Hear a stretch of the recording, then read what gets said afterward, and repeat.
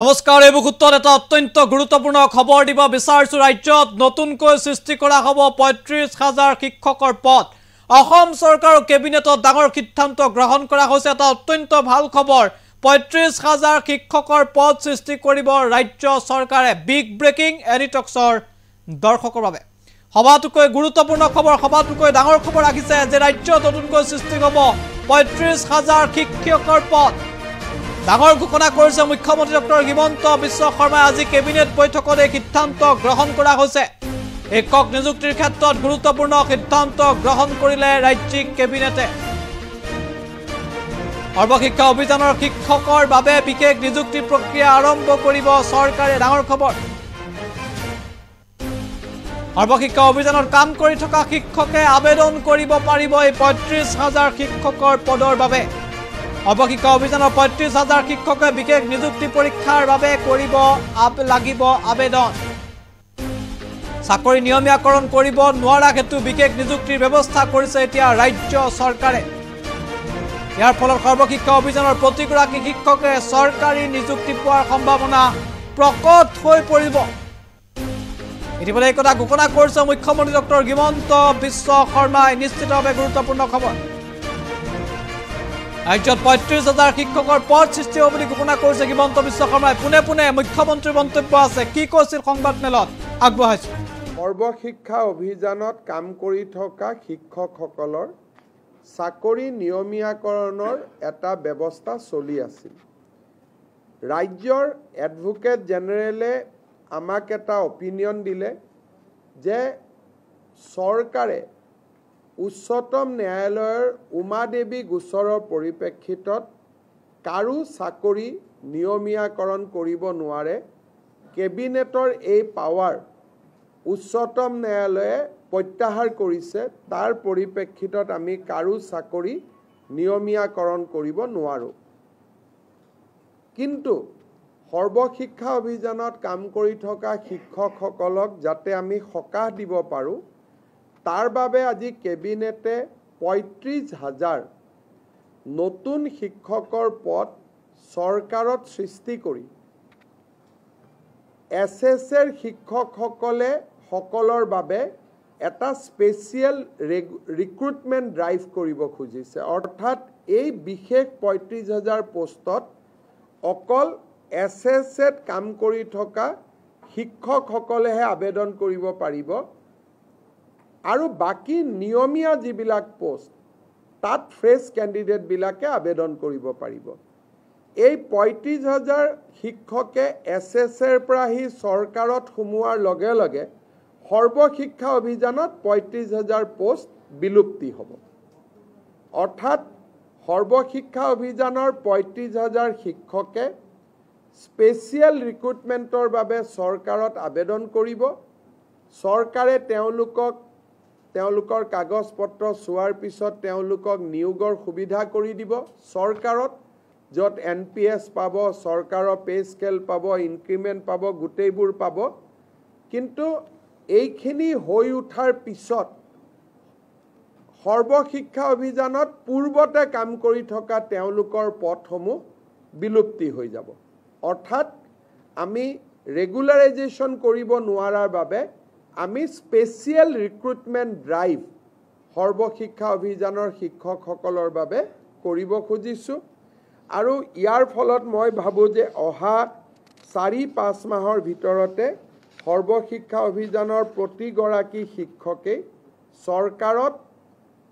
নিযুক্তি পোৱাৰ সম্ভাৱনা মুকলি হ'ব আজিও তেওঁলোকে ৰেগুলাৰ ৰিক্ৰুটমেণ্ট ড্ৰাইভত কিছুমান তেওঁলোকে ৰেগুলাৰাইজ হৈ থাকে কিন্তু এইটো তেওঁলোকৰ কাৰণে হোলসেল কৰা হ'ব সেইকাৰণে আমাৰ ৩৫,০০০ শিক্ষকে চৰকাৰত সোমাবলৈ এটা সুবিধা পাব সৰ্বশিক্ষা অভিযানত কাম কৰি থকা শিক্ষকসকলৰ চাকৰি নিয়মীয়াকৰণৰ এটা ব্যৱস্থা চলি আছিল ৰাজ্যৰ এডভোকেট জেনেৰেলে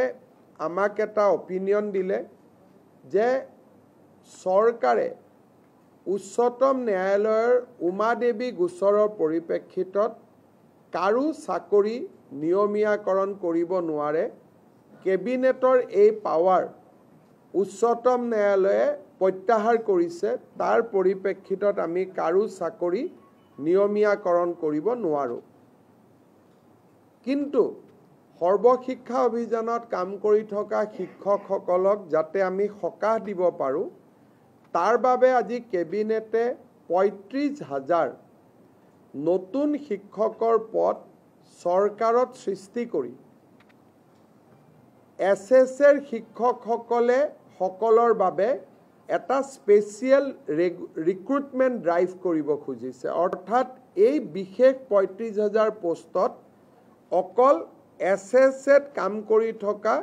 শিক্ষকসকলেহে আবেদন কৰিব পাৰিব আৰু বাকি নিয়মীয়া যিবিলাক পোষ্ট তাত ফ্ৰেছ কেণ্ডিডেট বিলাকে আবেদন কৰিব পাৰিব এই ৩৫,০০০ শিক্ষকে এছএছৰ পৰা হি চৰকাৰত সোমোৱাৰ লগে লগে সৰ্বশিক্ষা অভিযানত ৩৫,০০০ পোষ্ট বিলুপ্তি হ'ব অৰ্থাৎ সৰ্বশিক্ষা অভিযানৰ ৩৫,০০০ শিক্ষকে স্পেচিয়েল ৰিক্ৰুটমেণ্টৰ বাবে চৰকাৰত আবেদন কৰিব চৰকাৰে তেওঁলোকৰ কাগজ পত্ৰ চোৱাৰ পিছত তেওঁলোকক নিয়োগৰ সুবিধা কৰি দিব চৰকাৰত য'ত NPS পাব চৰকাৰৰ পে স্কেল পাব ইনক্ৰিমেণ্ট পাব গোটেইবোৰ পাব কিন্তু এইখিনি হৈ উঠাৰ পিছত সৰ্বশিক্ষা অভিযানত পূৰ্বতে কাম কৰি থকা তেওঁলোকৰ পদসমূহ বিলুপ্তি হৈ যাব অৰ্থাৎ আমি ৰেগুলাৰাইজেশ্যন কৰিব নোৱাৰাৰ বাবে আমি স্পেচিয়েল ৰিক্ৰুটমেণ্ট ড্ৰাইভ সৰ্বশিক্ষা অভিযানৰ শিক্ষকসকলৰ বাবে কৰিব খুজিছোঁ আৰু ইয়াৰ ফলত মই ভাবোঁ যে অহা ৪-৫ মাহৰ ভিতৰতে সৰ্বশিক্ষা অভিযানৰ প্ৰতিগৰাকী শিক্ষকে চৰকাৰত নিযুক্তি পোৱাৰ সম্ভাৱনা মুকলি হ'ব আজিও তেওঁলোকে ৰেগুলাৰ ৰিক্ৰুটমেণ্ট ড্ৰাইভত কিছুমান তেওঁলোকে ৰেগুলাৰাইজ হৈ থাকে কিন্তু এইটো তেওঁলোকৰ কাৰণে হোলসেল কৰা হ'ব সেইকাৰণে আমাৰ ৩৫,০০০ শিক্ষকে চৰকাৰত সোমাবলৈ এটা সুবিধা পাব সৰ্বশিক্ষা অভিযানত কাম কৰি থকা শিক্ষকসকলৰ চাকৰি নিয়মীয়াকৰণৰ এটা ব্যৱস্থা চলি আছিল ৰাজ্যৰ এডভোকেট জেনেৰেলে আমাক এটা অপিনিয়ন দিলে যে চৰকাৰে উচ্চতম ন্যায়ালয়ৰ উমাদেৱী গোচৰৰ পৰিপ্ৰেক্ষিতত কাৰো চাকৰি নিয়মীয়াকৰণ কৰিব নোৱাৰে কেবিনেটৰ এই পাৱাৰ উচ্চতম ন্যায়ালয়ে প্ৰত্যাহাৰ কৰিছে তাৰ পৰিপ্ৰেক্ষিতত আমি কাৰো চাকৰি নিয়মীয়াকৰণ কৰিব নোৱাৰো কিন্তু সৰ্বশিক্ষা অভিযানত কাম কৰি থকা শিক্ষকসকলক যাতে আমি সকাহ দিব পাৰো তাৰ বাবে আজি কেবিনেটে ৩৫,০০০ নতুন শিক্ষকৰ পদ চৰকাৰত সৃষ্টি কৰি এছএছৰ শিক্ষকসকলে সকলৰ বাবে এটা স্পেচিয়েল ৰিক্ৰুটমেণ্ট ড্ৰাইভ কৰিব খুজিছে অৰ্থাৎ এই বিশেষ ৩৫,০০০ পোষ্টত অকল এছএছত কাম কৰি থকা শিক্ষকসকলেহে আবেদন কৰিব পাৰিব আৰু বাকি নিয়মীয়া যিবিলাক পোষ্ট তাত ফ্ৰেছ কেণ্ডিডেট বিলাকে আবেদন কৰিব পাৰিব এই ৩৫,০০০ শিক্ষকে এছএছৰ পৰা হি চৰকাৰত সোমোৱাৰ লগে লগে সৰ্বশিক্ষা অভিযানত ৩৫,০০০ পোষ্ট বিলুপ্তি হ'ব অৰ্থাৎ সৰ্বশিক্ষা অভিযানৰ ৩৫,০০০ শিক্ষকে স্পেচিয়েল ৰিক্ৰুটমেণ্টৰ বাবে চৰকাৰত আবেদন কৰিব চৰকাৰে তেওঁলোকৰ কাগজ পত্ৰ চোৱাৰ পিছত তেওঁলোকক নিয়োগৰ সুবিধা কৰি দিব চৰকাৰত য'ত NPS পাব চৰকাৰৰ পে স্কেল পাব ইনক্ৰিমেণ্ট পাব গোটেইবোৰ পাব কিন্তু এইখিনি হৈ উঠাৰ পিছত সৰ্বশিক্ষা অভিযানত পূৰ্বতে কাম কৰি থকা তেওঁলোকৰ পদসমূহ বিলুপ্তি হৈ যাব অৰ্থাৎ আমি ৰেগুলাৰাইজেশ্যন কৰিব নোৱাৰাৰ বাবে আমি স্পেচিয়েল ৰিক্ৰুটমেণ্ট ড্ৰাইভ সৰ্বশিক্ষা অভিযানৰ শিক্ষকসকলৰ বাবে কৰিব খুজিছোঁ আৰু ইয়াৰ ফলত মই ভাবোঁ যে অহা ৪-৫ মাহৰ ভিতৰতে